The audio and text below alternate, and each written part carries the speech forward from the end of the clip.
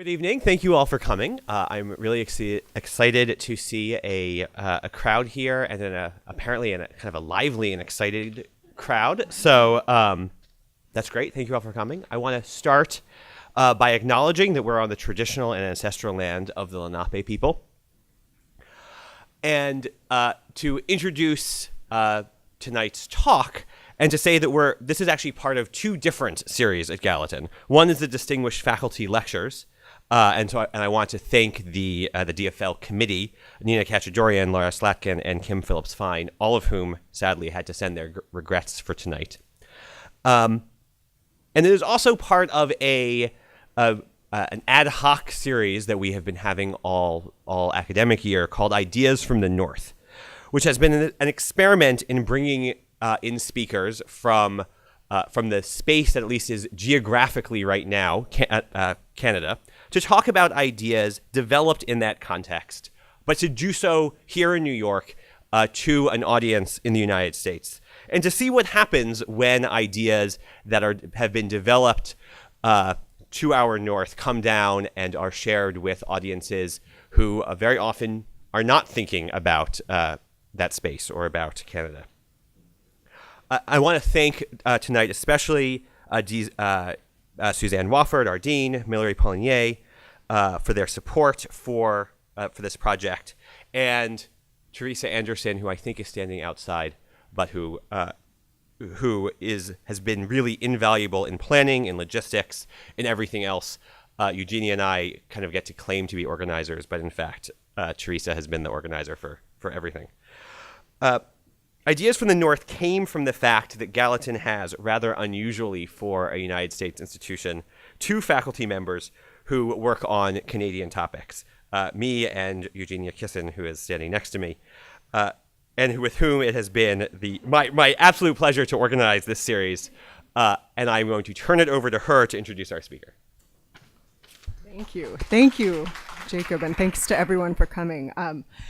It is my great honor and privilege to introduce Leanne Simpson, a scholar, artist, and activist whose work has challenged and inspired many of us here. Simpson is Anishinaabe from the Alderville First Nation, and she holds a PhD from the University of Manitoba. She has taught in the doctoral program in Indigenous Studies at Trent University and also at Dechinta University, which is a self-governing land-based program on Denendeh territories. She was also recently a distinguished visiting professor at Ryerson University in the Department of Sociology. She is the author of many books of essays, stories, and poems, including As We Have Always Done, Dancing on Our Turtle's Back, The Gift is in the Making, and This Accident of Being Lost. Many of you in the audience know her book, Islands of Decolonial Love, which was one of our convocation texts last fall and provoked a lot of conversations about environmental justice and its relation to decolonization on this land. Her talk tonight is titled, As We Have Always Done, Indigenous Freedom Through Radical Resistance. Please join me in welcoming Leanne Simpson.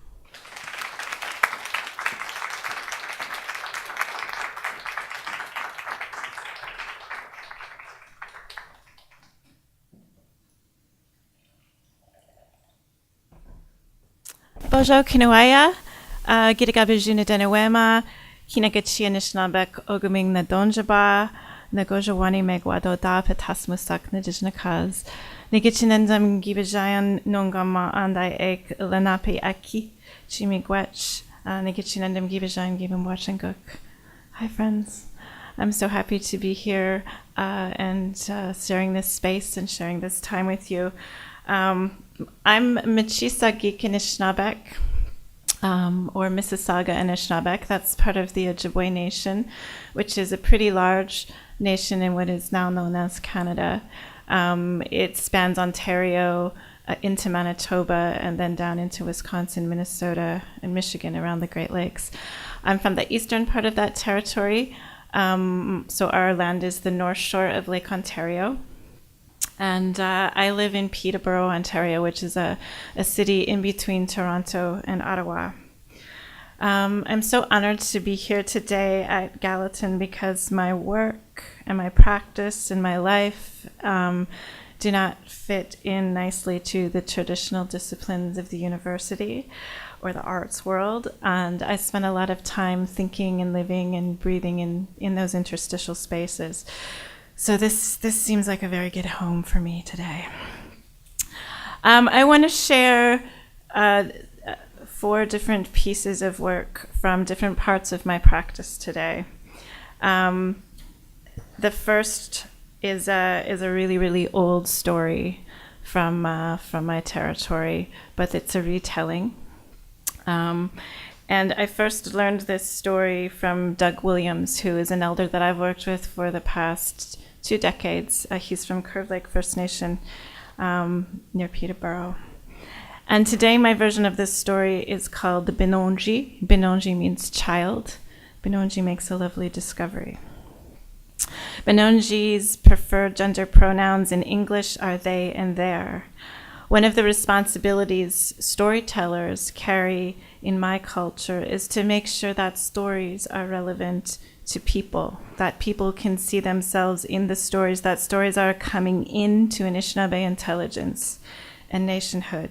And so this means telling our stories from all different angles and from all different perspectives. This is a story that's particularly important at this time of year because my family right now is in the sugar bush, tapping maple trees, collecting the sap, and making maple syrup. And this is a practice that we've done for thousands and thousands of years. It's one that's also very threatened right now from global warming. So it's the maple bushes are moving north. Binonji is out walking in the bush one day. It's Zigwan. Zigwan is that first part of spring when things start to melt. The lake is opening up. The snow is finally melting. They are feeling that first warmth of spring on their cheeks. Noguchi Initiative, they are thinking, I'm happy. Then that Binonji, who is out walking, collecting firewood for her dodome, decides to sit under Nanataguk. Maybe just stretch out. Maybe have a little rest. Maybe gather firewood a little bit later. Oh, Nikichinendam nomgam. I'm feeling happy today, says that Binonji. And while that Binonji is lying down and looking up, they see squirrel up in a tree. Bonjour, Ejidamo. I hope you had a good winter. I hope you had enough food cached. But Jidamo doesn't look up because she's already busy. She's not collecting nuts. Gawin. She's not building her nest. Gawin. She's not looking after any young. Gawin, it's too early. She's just nibbling on the bark and doing a little sucking. Nibble, nibble, suck. Nibble, nibble, suck. Binonji is feeling a little curious, so they do this too on one of the low branches. Nibble, nibble, suck. Nibble, nibble, suck. This stuff tastes good. It's real sweet water. Then Binonji gets thinking, and they make a hole in that tree, and they make a little slide for that sweet water to run down, and they make a quick little container out of birch bark, and they collect that sweet water, and they take that sweet water home to show their mama. That Dodome is excited, and she has 300 questions. Binonji, what is this? Where did you find it? Which tree? Who taught you how to make it? Did you put tobacco? Did you say miigwech? How fast is it dripping? Does it happen all day? Does it happen all night? Where's the firewood? Binonji tells their Dodome the story, and she believes every word because they are her Binonji, and they love each other very much. Let's cook the meat in it tonight. It will be lovely sweet. Nahau. Nahau. So they cooked that meat in that sweet water. It was lovely sweet. It was extra lovely sweet. It was even sweeter than just that sweet water.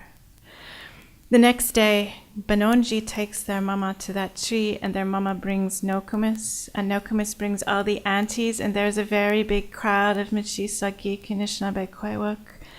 And there is a very big lot of pressure. Binonji tells about Jidamo. Binonji does the nibble nibble suck part. At first, there are technical difficulties, and none of it works. But Mama rubs Binonji's back, She tells Benonji that she believes them anyway. They talk about lots of variables like heat and temperature and time. And then Gizis comes out and warms everything up.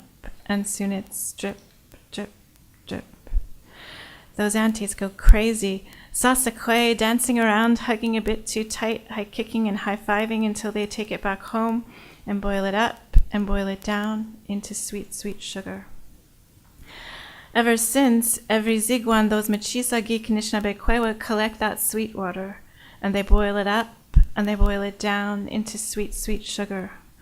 All thanks to Benonji and their lovely discovery, and to Jidimo and her precious teaching, and to Nanataguk and their boundless sharing. Each spring, while tapping a stand of maple trees, I remember that this is one of my favorite stories. It's one of my favorites because nothing bad happens in it. At every turn, Benonji is met with very basic, core Anishinaabe values: love, compassion, understanding. They center their day around freedom and joy. I imagine myself at 7 running through a stand of maples with that first warmth of spring marking my cheeks. I imagine everything good in the world. My heart, my mind, and my spirit are opened and engaged, and I feel as if I could accomplish anything. I imagine myself grasping at feelings I haven't felt before, that maybe life is too good, that it is too short, that there really isn't enough time to love everything.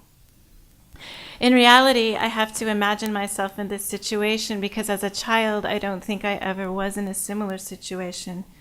My experience of education from kindergarten to graduate school was one of coping with someone else's agenda, curriculum, and pedagogy, someone who is neither interested in my well-being as Benonji, my connection to my homeland, my language or history, or my Anishinaabe intelligence.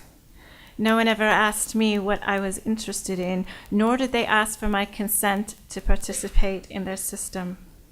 My experience of education was one of being continually measured against a set of principles that required surrender to an assimilative colonial agenda in order to fulfill those principles. I distinctly remember being in grade 3 at a class trip to the sugar bush and the teacher showing us 2 methods of making maple syrup. The pioneer method, which involved a black pot over an open fire and clean sap, and the Indian method that involved a hollow-out log in an unlit fire with large rocks in the log to heat sap up, sap which had bark, insects, dirt, and scum over it. The teacher asked us what method we would use, and being the only Native kid in the class, I was the only one that chose the Indian method. I was a badass from a young age. But things are different for this Benonji. They have already spent 7 years immersed in a nest of Anishinaabe intelligence that normalizes a spectrum of genders and sexual orientations in a web of diversity. They already understand the importance of observation and learning from our animal teachers when they watch that squirrel so carefully and then mimic her actions. They understand embodiment and conceptual thought when they take this observation and applies it into their own situation by making a cut in the maple tree and using a shunt. They rely on their own creativity to invent new technology. They patiently wait for the sap to collect. They take that sap home and they share it with their family. Their mama in return meets Benonji's discovery with love and with trust. Benonji watches as their mama use the sap to boil the deer meat for supper. When they taste the deer and the sweetness, they learn about reduction. When they go to clean the pot, they learn about how sap can be boiled into sugar. Benonji then takes the elders to the tree, already trusting that they will be believed, that their knowledge and that their discovery will be cherished, and that they will be heard. Benonji learned a tremendous amount over a 2-day period, self-led, driven by both their curiosity and their own personal desire to learn. They learned to trust themselves, their family, and their community. They learned the sheer joy of discovery. They learned how to interact with the spirit of the maple. They learned both from the land and with the land. They learned what it felt like to be recognized, seen, and appreciated by their community. They come to know maple sugar with the support of family and elders. They come to know maple sugar in the context of love. To me, this is what wisdom looks like within a Michi Saagiig Nishnaabeg context. It takes place in the context of family, community, and deep relationality. It lacks overt coercion and authority, values so normalized within mainstream Western pedagogy that they're rarely even critiqued. The land, aki, is both context and process. The process of coming to know is learner-led and profoundly spiritual in nature. Coming to know is the pursuit of whole-body intelligence, practiced in the context of freedom, and when realized collectively, it generates generations of loving, creative, innovative, self-determining, interdependent, and self-regulating community-minded individuals. It creates new worlds. It's a disruption to the colonial world. It creates communities of individuals with the capacity to uphold and move forward our political traditions and systems of governance. It's critical to avoid the assumption that this story takes place in pre-colonial times, although it did, because Nishnaabeg conceptualizations of time and space present an ongoing intervention to linear thinking. This story happens in various incarnations all over our territory every year in March, when the Anishinaabe return to the sugar bush.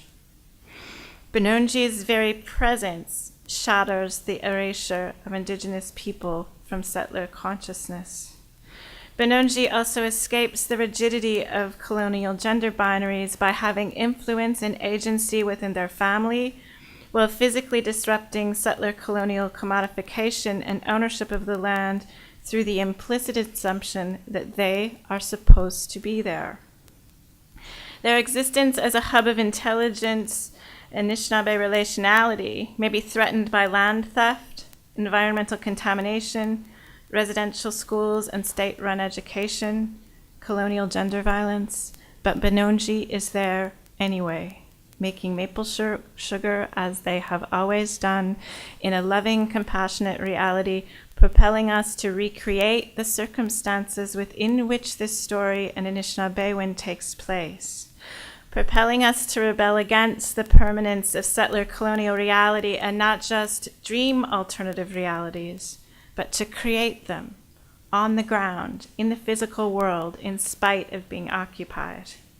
If we accept colonial permanence, then our rebellion can only take place within inside settler colonial thought and reality, and we also become too willing to sacrifice the context that creates and produces brilliant theorists like Benonji. What if Benonji had no access to the sugar bush because of land dispossession, environmental contamination, or global climate change?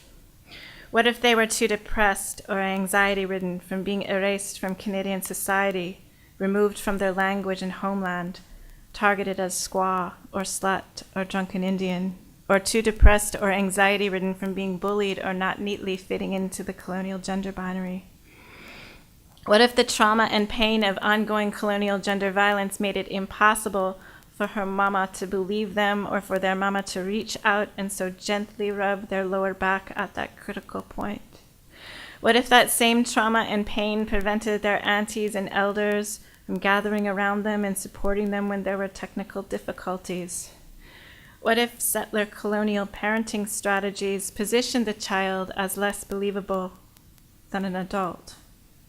What if Benonji had been in a desk at school that didn't honor at its core their potential within Michi Saagiig Nishnaabeg intelligence?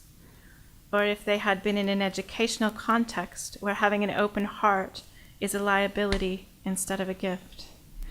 What if they had not been running around, exploring, experimenting, observing the squirrel, completely engaged in a Michi Saagiig Nishnaabeg way of knowing? What if they hadn't been on the land at all? What if Benonje lived in a world where no one listens to girls or two-spirit children or children? What if Benonje had been missing or murdered before they ever made it out to the sugar bush?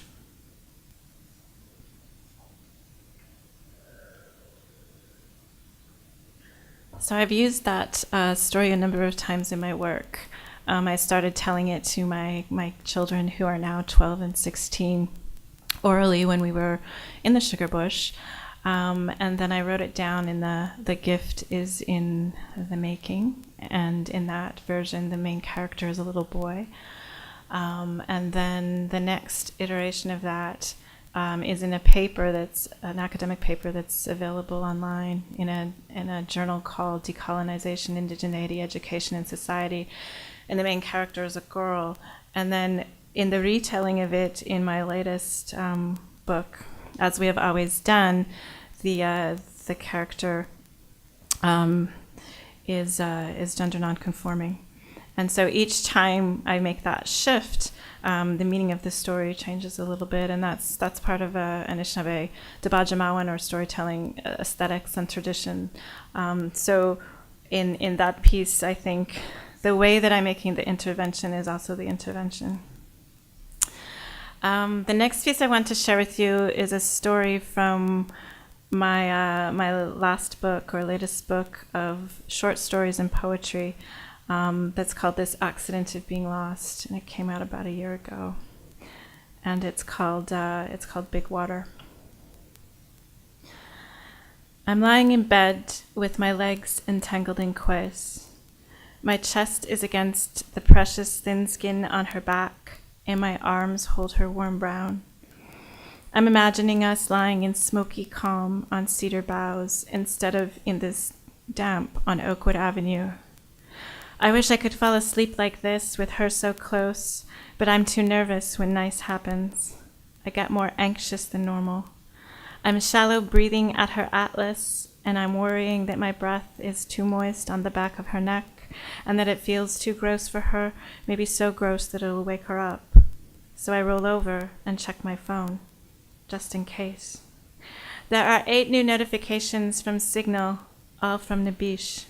She just made me switch from iMessages to Threema to Signal because Edward Snowden tweeted that Signal is the safest texting app, mostly because the code is open source and has been independently verified. I wonder if she knows what code and open source means. But if anyone can be trusted on these things, my money's on Snowden. Also, I have no idea why she cares about internet security, but she clearly does. I have to look at my iPhone every 4 minutes so I don't miss anything because I can't get the sound notifications to work on this app, even though I've Googled it. To be honest, this isn't actually that big of a problem because I look at my beloved screen every 4 minutes whether or not the sound notifications are on anyway. We all do, and we lie about it. Nabish wants to know where I am, why I'm not up yet, why I'm not texting her back, and she'd like my opinion on the stories in the Toronto Star and Vice this morning about the flood. Are they getting it? Is the second last text. The last text is another, where are you, for fuck's sakes? Nabish is mad at me for making her text me instead of doing things the old way, and she's right. And I promised it's just a tool and that we'll do things the right way once the crisis is over. She typed promise in all caps like she was yelling. I texted back, of course, like she was insane for thinking otherwise. Kwe texts me, of course, when she wants me to think I'm insane for thinking otherwise, too. I get dressed, take the bus and then the subway to headquarters. Headquarters is high up, like Anishinaabe Mount Olympus, so we can see Lake Ontario out of the window. Only I call it headquarters. Really, it's just a condo at Yonge and Dundas. We call the lake Chinabish, which means big water, and we share this brilliant peacemaker with the Mohawks. I call her Nabish for short, and I'm the one that got her the iPhone and taught her how to text. I look out the south-facing window of the condo and see her dense blue. She is full, too full. And she's tipsy from the birth control pills, the plastic, the sewage, and the contraband that washes into her no matter what. She's too full and overflowing, and no one saw this coming, like no one saw Calgary flooding, even though every single one of us should have. 5 days ago, she spilled over the boardwalk and flooded the power plant in Queens Quay, and we all got into Twitter fights about the waterfront. 6 days ago, she crept over the lakeshore and drank up Union Station, and we called New York City because remember the hurricane? We found new places to charge our devices. She smothered the beach. She bathed the chain trucks, and Oshawa carpooled. She's not angry, even though she looks angry. She's full. She is full of sad. She wants us to see her, to see what we're doing to her, and change. That's the same thing that Kwe wants. So I know both the problem and the solution, and I know how much brave solutions like these require. Nabish is just sitting and thinking and sporadically texting. They call it a crest, but not confidently because she should be receding by now. The math says receding, and math is always confident even when it's dead wrong. The weather is also confident when it's happening, and the predictors are being fed a string of variables in which they can only predict unpredictability. The public is not happy. Nabish is reflecting, and no one knows how long reflecting takes or what the outcome will be. She is wondering if this is enough for us to stay woke. She is wondering what will happen if she recedes. Will they just build a big wall? Will they just breathe relief? Will they reflect on things? Should this be a Braxton Hicks warning or creation? While she's sitting and thinking, she's also talking to Benesiok. Those guys, hey? Only around in the summer, bringing big rains and big thunder and sometimes careless lightning and the fog that lets them do the things that need to get done and no one else wants to. There's the crucial decision, which is always the same, no matter what the question. Do we make the crisis bigger or smaller, or keep it just the same? I'm getting the log ready, just in case. I've gathered my crew together, and we're meeting where the nude beach used to be at Hanlon's Point to practice holding our breath and diving. Everyone sat on a log during the last big flood until we came up with a plan to create a new world. Muskrat got a handful of earth from the bottom of a lake, like a rock star, because everyone had already tried and failed. I breathed. Turtle shared her back, and we put her name on the place in return. We all danced a new world into reality. We made Turtle Island, and it wasn't so bad for a while. For a while we got lost in the beauty of things, and the intelligence of hopeless romantics won the day. We're not so confident in our making powers this time around, though. Our false consciousness is large.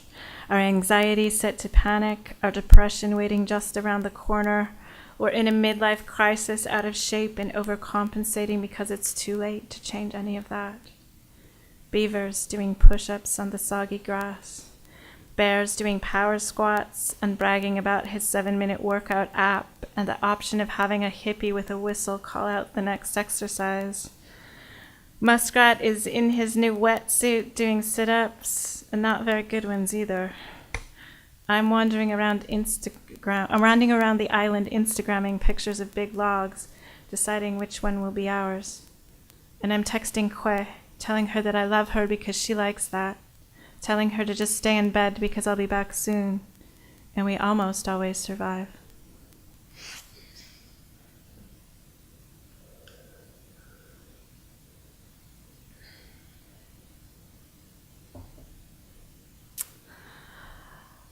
The next excerpt that I want to share first started during Idle No More, which was a mass mobilization of Indigenous peoples in Canada a few years ago. And during that, I was in the city of Toronto participating in a teach-in. And we were talking about Indigenous nationhood. And we had a lot of pushback at that time from non-Indigenous folks. And one of the questions that I was sort of repeatedly being asked is, what do you people want anyway? So I decided that I would respond very clearly about what I wanted. And then this sort of became a blog post, and then it's part of now the introduction in As We Have Always Done. I want my great-grandchildren to be able to fall in love with every piece of our territory. I want their bodies to carry with them every song, every story, every piece of poetry hidden in our Anishinaabe language. I want them to be able to dance through their lives with joy. I want them to live without fear because they know respect, because they know in their bones what respect feels like. I want them to live without fear because they have a pristine environment with clean waterways that will provide them with the physical and emotional sustenance to uphold their responsibilities to the land, their families, their communities, and their nations. I want them to be valued, heard, and cherished by our communities and by Canada, no matter what their skin color, their physical and mental abilities, their sexual orientation, or their gender orientation. I want my great-great-grandchildren and their great-great-grandchildren to be able to live as Mississauga and Nishnaabeg, unharassed and undeterred in our homeland. The idea of my arms embracing my grandchildren and their arms embracing their grandchildren is communicated in the Anishinaabe word Cobo. According to Elder Edna Manitowabe, Cobo is a word we use to refer to our great-grandparents and our great-grandchildren. It means a link in a chain between generations, between nations, between states of being, between individuals. I am a link in a chain. We are all links in a chain.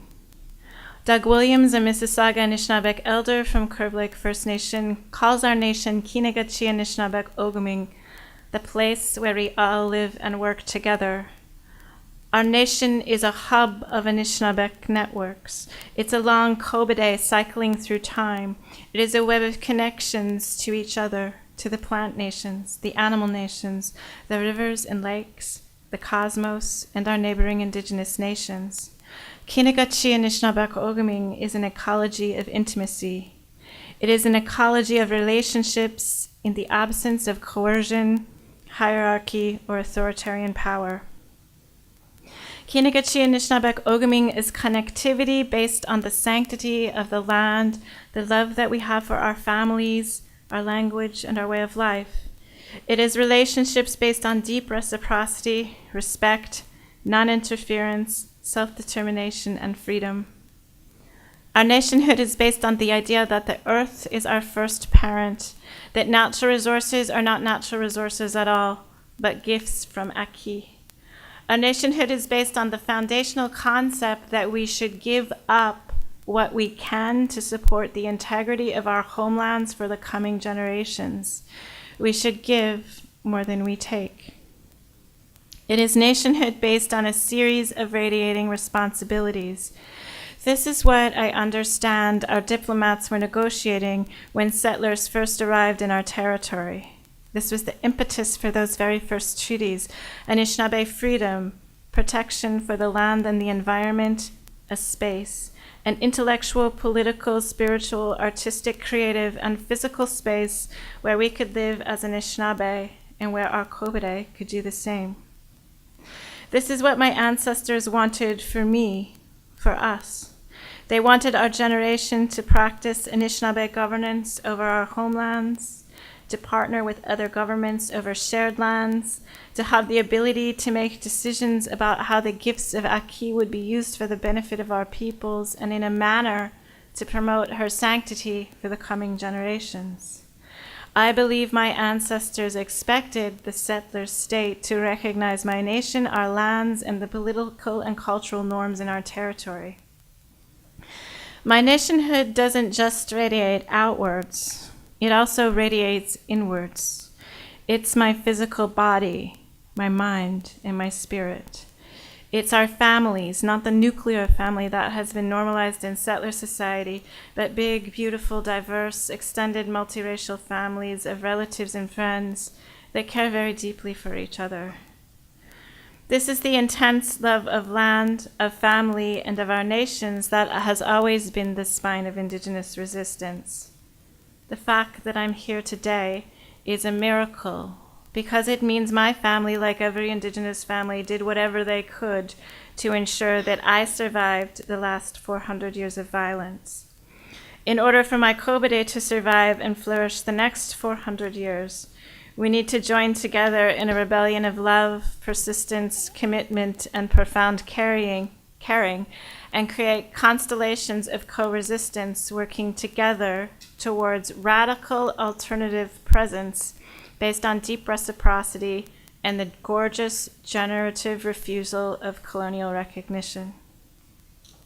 This is a vision for a present that has the potential to create Nishnaabeg futures that categorically refuse dispossession, settler colonialism, and the violence of capitalism, heteropatriarchy, white supremacy, and anti-Blackness that maintains them. It is a vision that centers our lives around our responsibility to work with our ancestors and those yet unborn to continuously give birth to a spectacular Anishinaabe present. This is a manifesto to create networks of reciprocal resurgent movements with other humans and non-humans radically imagining their ways out of domination and who are not afraid to let those imaginings destroy the pillars of settler colonialism. This is my beginning. This is my radical resurgent present.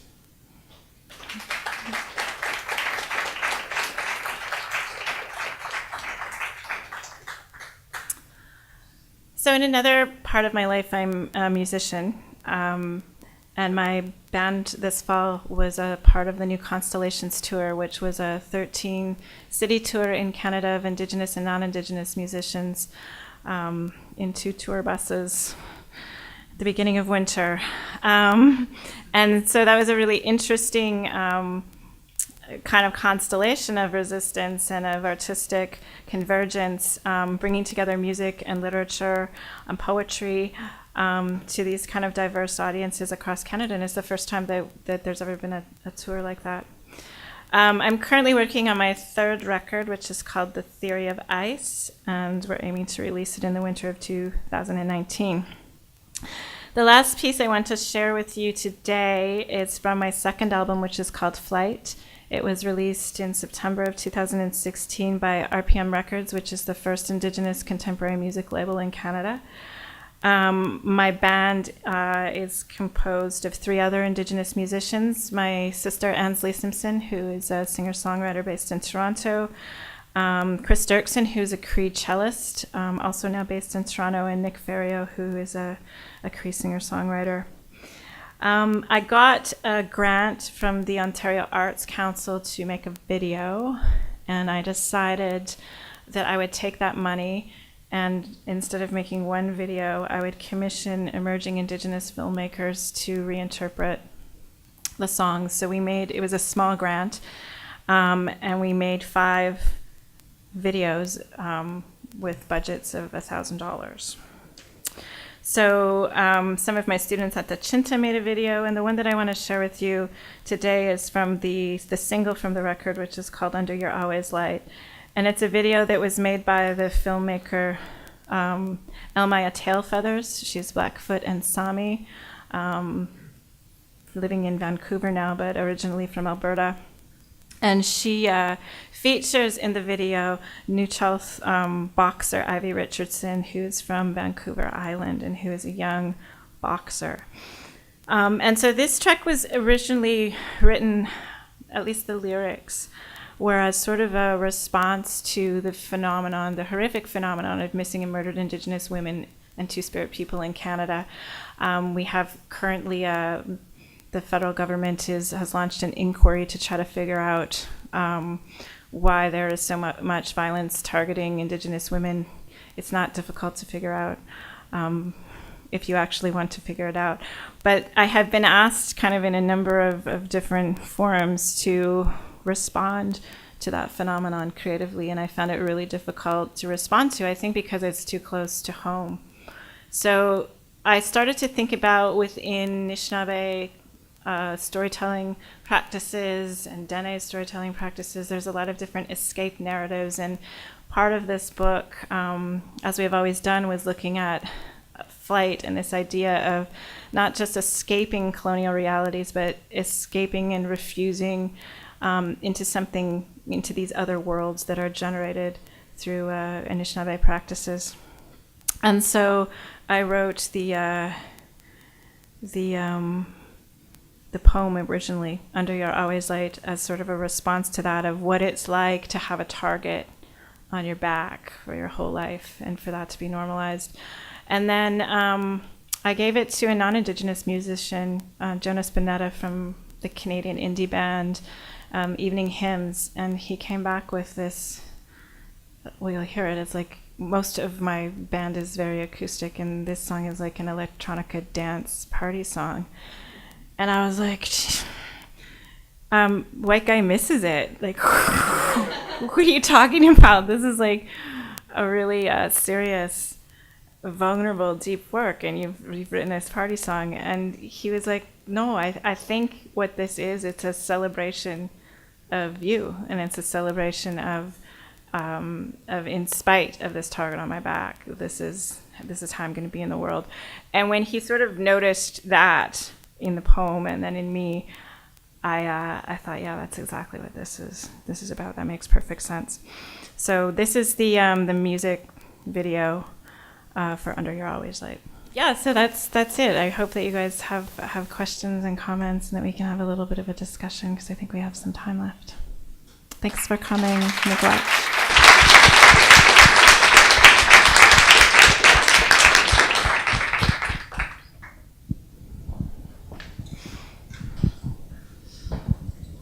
Hi there. I'm Aaron. I work here at Gallatin. I want to thank you for being here and for your lecture tonight. Your third piece made me think a little bit about what I had read from Canada's LEAP Manifesto. Yep. And I wanted to know your thoughts about it, if Indigenous and First Nations folks were involved in that manifesto, or if there's a more current or you think more effective manifesto that's come out since then.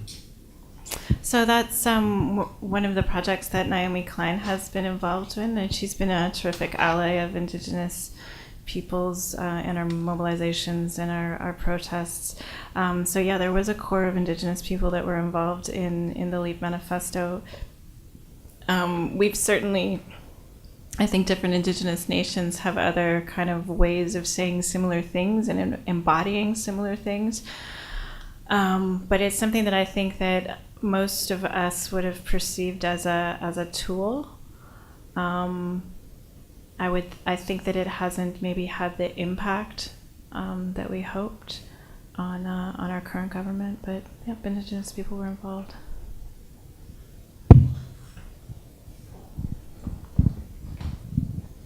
Hi.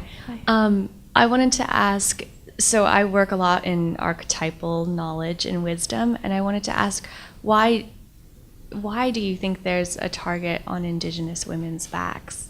Because when you said that was so alarming to me. Because land is very important to Indigenous peoples, and because in order for the Canadian state to access the natural resources, they've had to do a number of very violent things in order to remove Indigenous bodies from Indigenous land.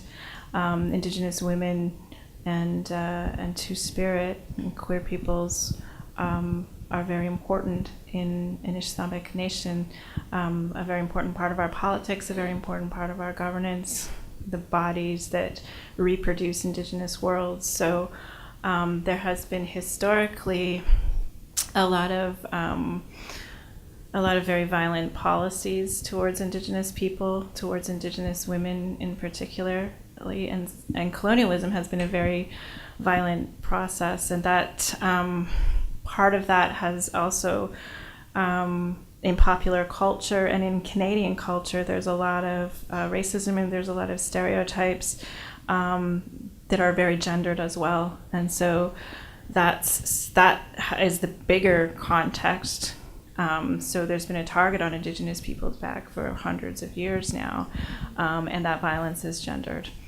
I think there's also a set of living conditions that are imposed on Indigenous life because of poverty, this imposed poverty as a result of colonialism, and a lack of self-determination over our lives that also creates conditions of violence that target Indigenous women, Two-Spirit and queer people, and trans people in our communities.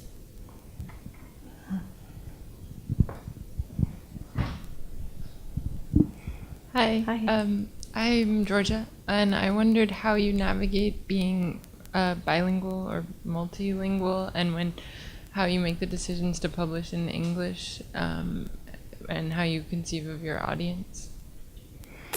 Well, Anishinaabe is really important as a language. It encodes the world, and it encodes our worldview. It's a repository of our ontology.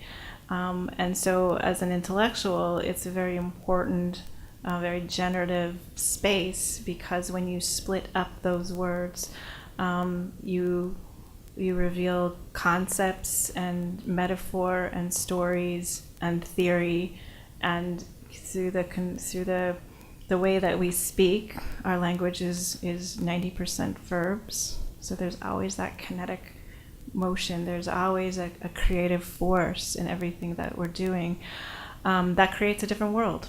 So it's extremely important. It's something that's been very targeted by the Canadian government through the residential school system for elimination. So in my part of the Anishinaabe Nation and my dialect, there are 65 speakers all over the age of 65 that are fluent, and we are watching our language die. And for me, as an intellectual, we're watching this tremendous body of anti-colonial knowledge, and not just knowledge and theory, but anti-colonial worlds die as well. So it's something that's been really important to me and my kids. The last person in my family that would have spoken our language, we'd have to go back 5 generations.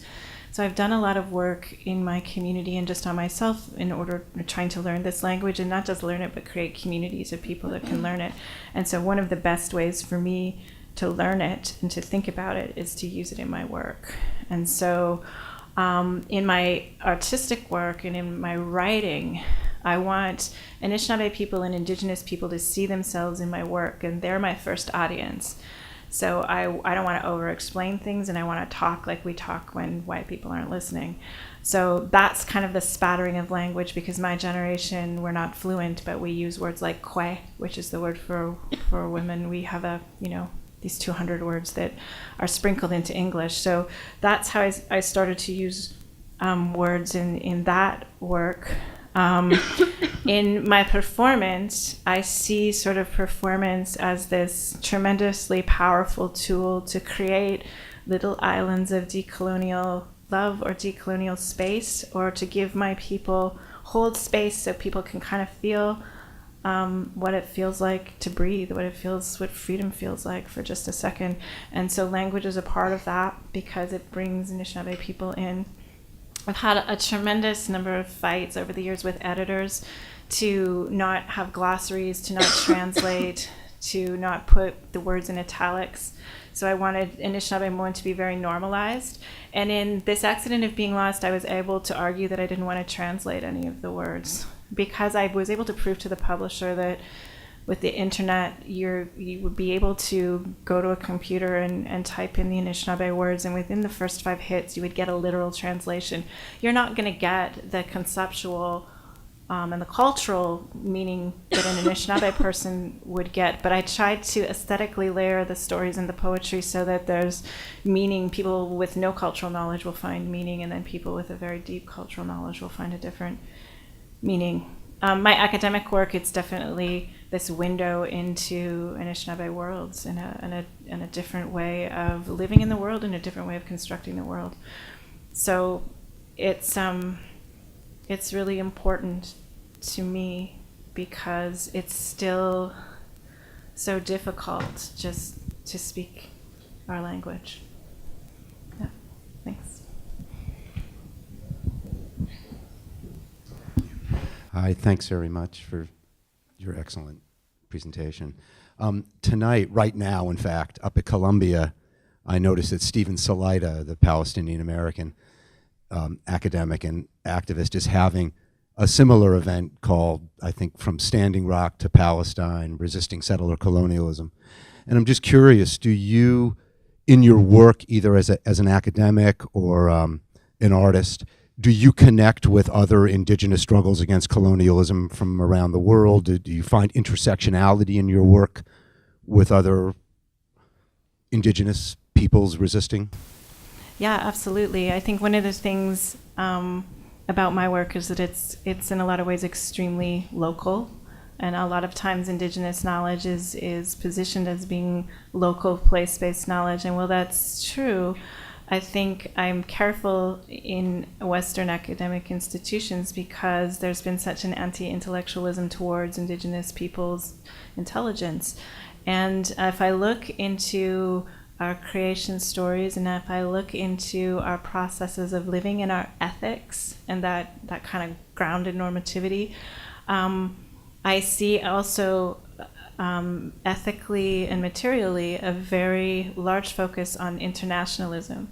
So we are concerned not just with ourselves, but with the plant nations, the animal nations, the sky, the universe, our neighboring Indigenous nations, and our people within our territory and outside our territory who are struggling and engaged in anti-colonial struggle as well. And so I think that that's a really important part of Anishinaabe ethics and Anishinaabe practice is seeing, because one of the foundations of our thought is a very deep relationality that's complex through time and space.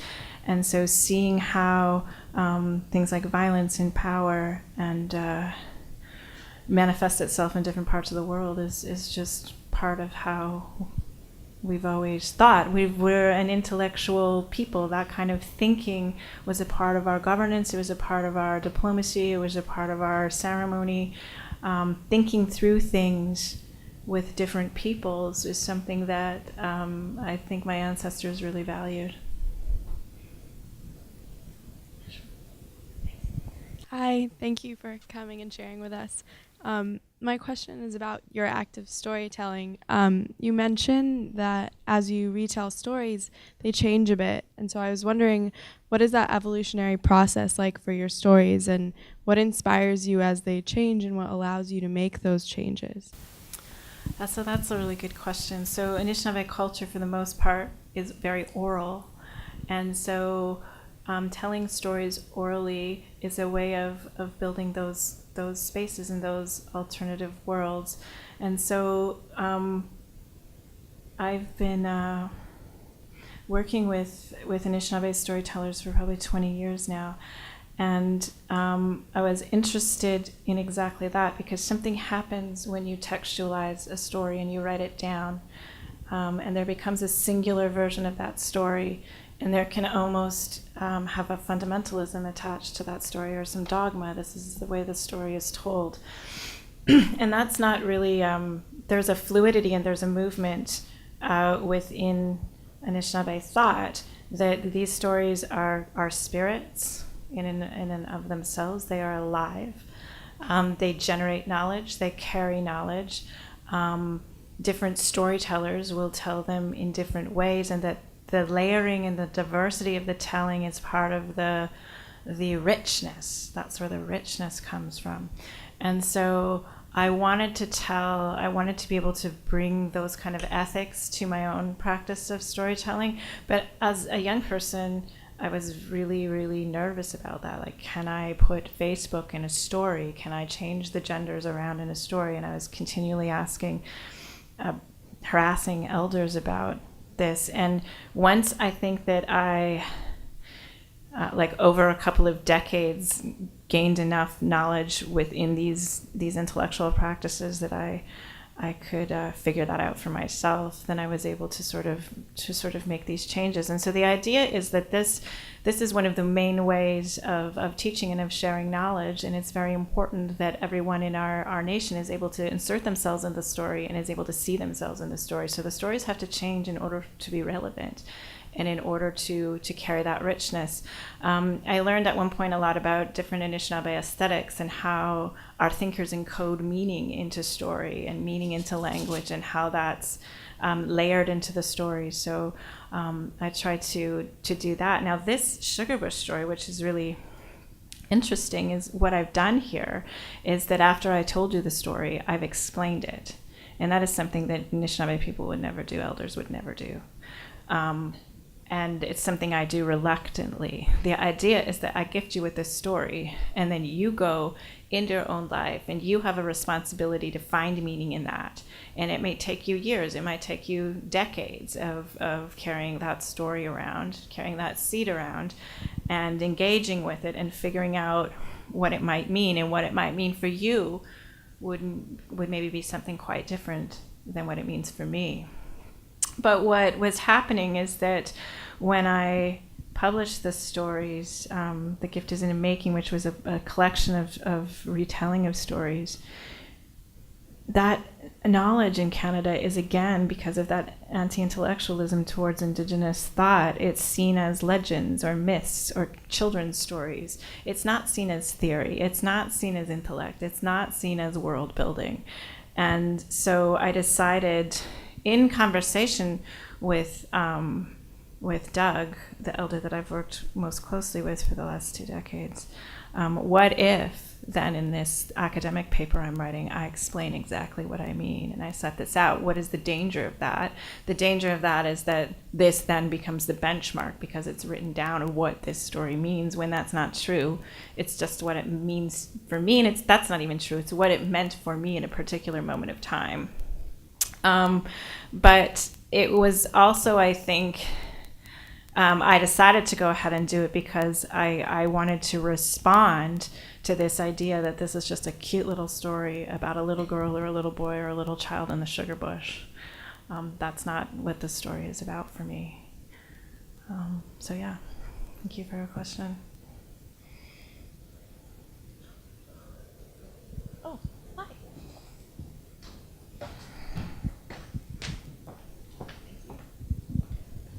So thank you so much for those stories. I really appreciated them.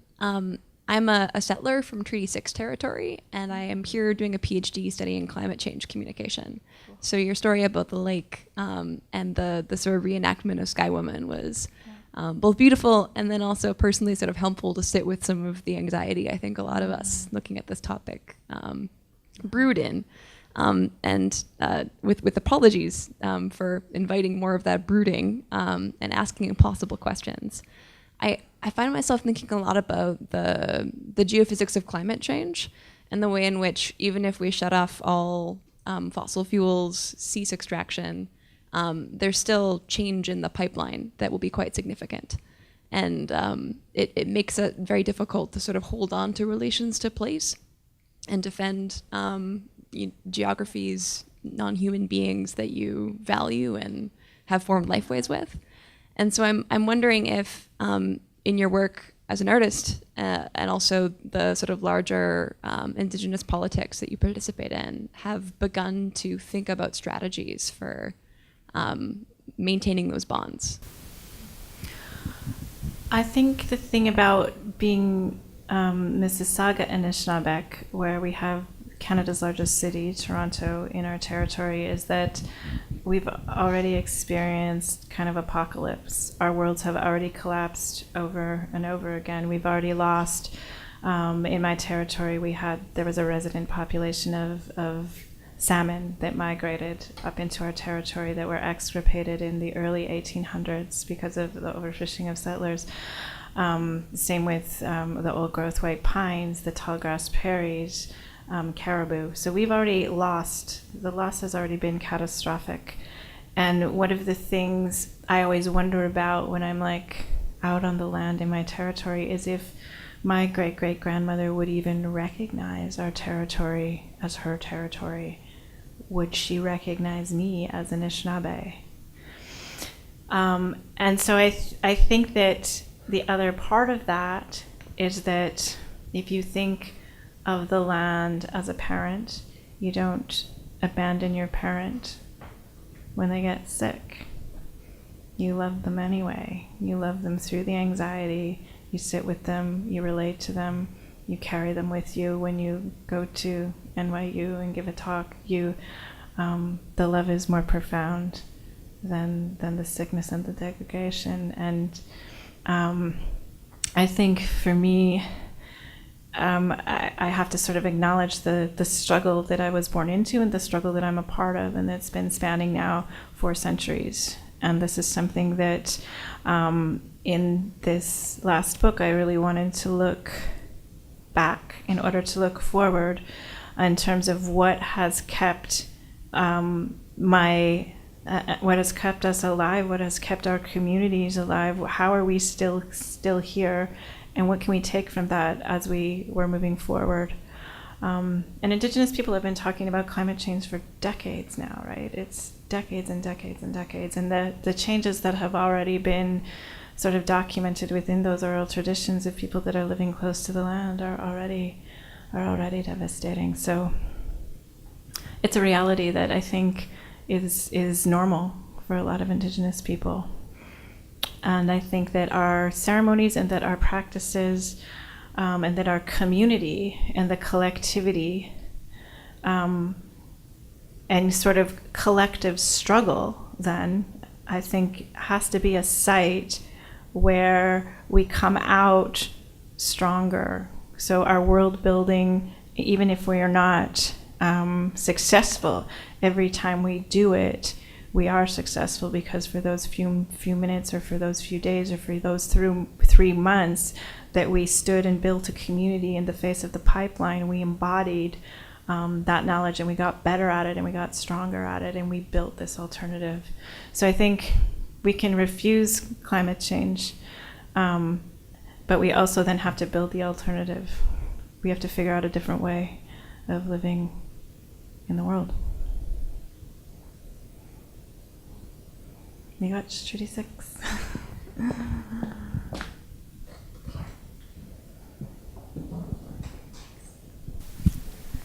Hi. I'm a child of the Mongolian, Hakka, and Chinese diaspora, and I'm a settler on Lenape and Canarsie land.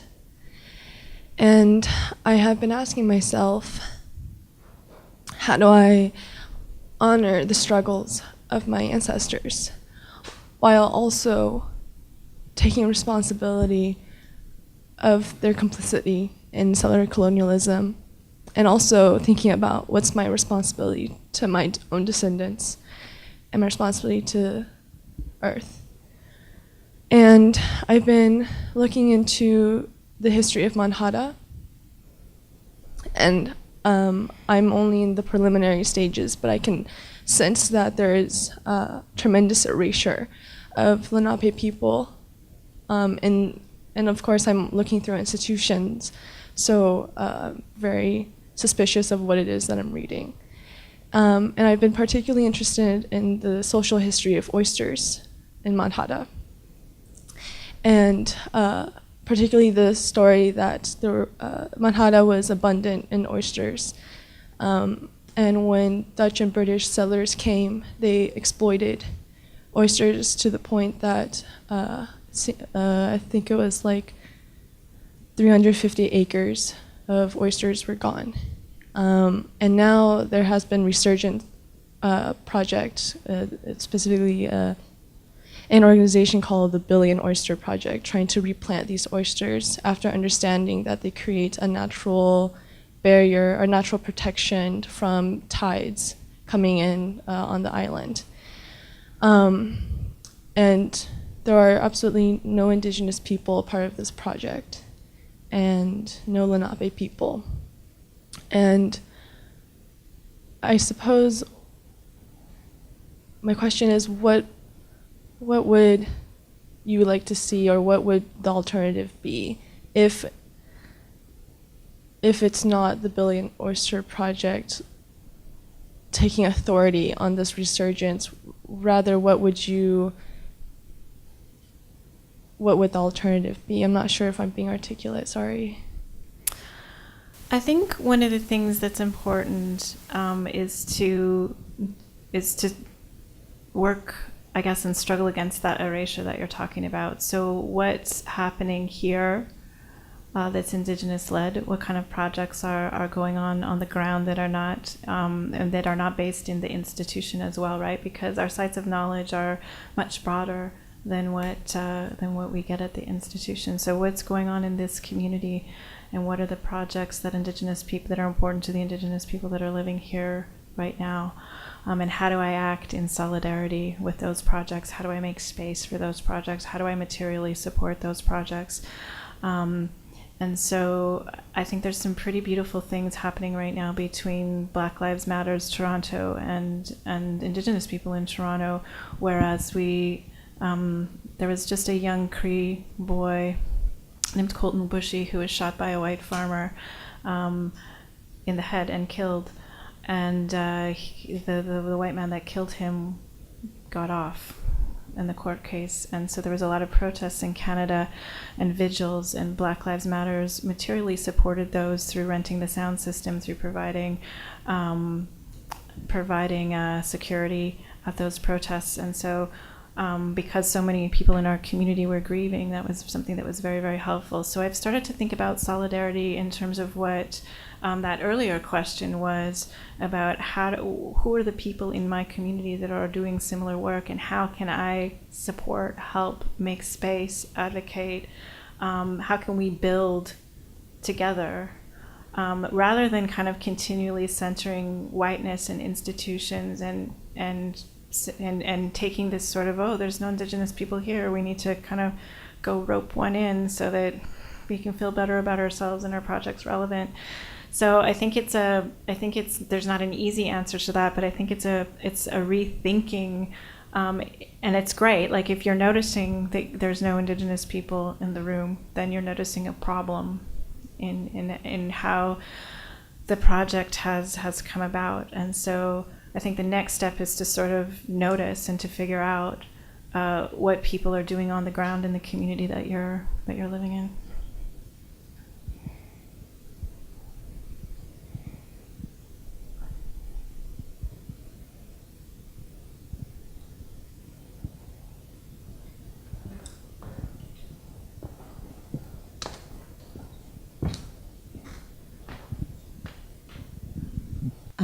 So if no one else has any questions, please join me in thanking Leanne Simpson again.